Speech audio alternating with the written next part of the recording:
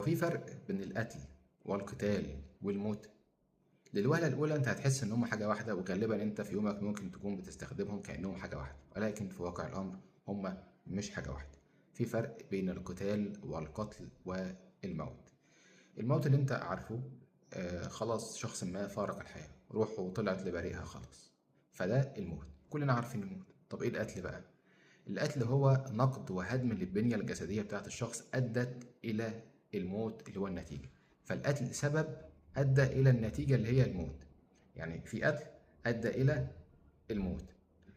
السبب ده اللي هو إيه؟ اللي هو القتل. ممكن يكون حد طعن واحد، حد ضرب واحد بالنار، حد خبط واحد على راسه، حد زق واحد من فوق جبل. كل دي أسباب. الأسباب دي اسمها إيه؟ اسمها قتل. أدت إلى إيه؟ نتيجتها كانت إيه في الآخر؟ كانت موت. هنلاقي ربنا بيقول في القرآن الكريم عن سيدنا محمد عليه الصلاة والسلام: أفإن مات أو قتل. يعني في فرق بين الموت والقتل. الموت احنا قلنا خلاص اهو، القتل هو السبب اللي أدى إلى الموت. زي كده قابيل لما قتل هابيل، قتله بإيه؟ بتاعة ضلع بتاع حمار، طعنوا بيه، خبطوا بيه. فهنا في قتل أدى إلى إيه؟ أدى إلى إيه؟ أدى إلى موت هابيل. فده بالنسبة القتل والموت. طب ايه بقى هو القتال بقى؟ ما القتال ده المفروض ان هو قتل برضه؟ لا، مش شرط.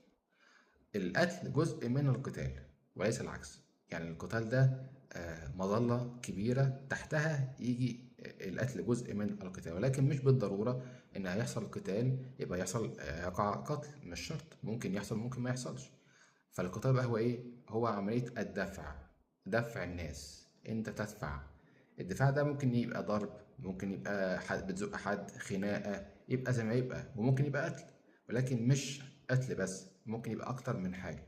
زي كده هتلاقي ربنا بيقول برضه في القرآن الكريم: وإن طائفتان من المؤمنين اقتتلوا، إيه بقى؟ فأصلحوا بينهم. خلاص تمام.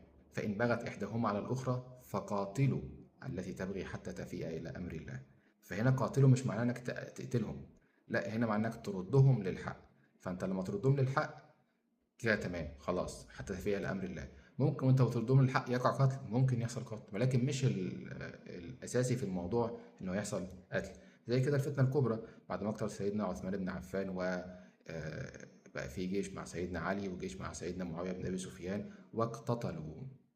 وقع قتل، وقع قتل، ولكن هو المغزى الأساسي من الموضوع كان قتال وليس قتل.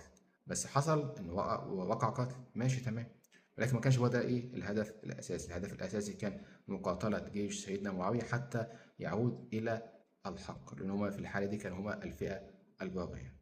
بس كده كان سريعا الفرق بين الموت والقتل والقتال. أشوفكم على خير. سلام عليكم.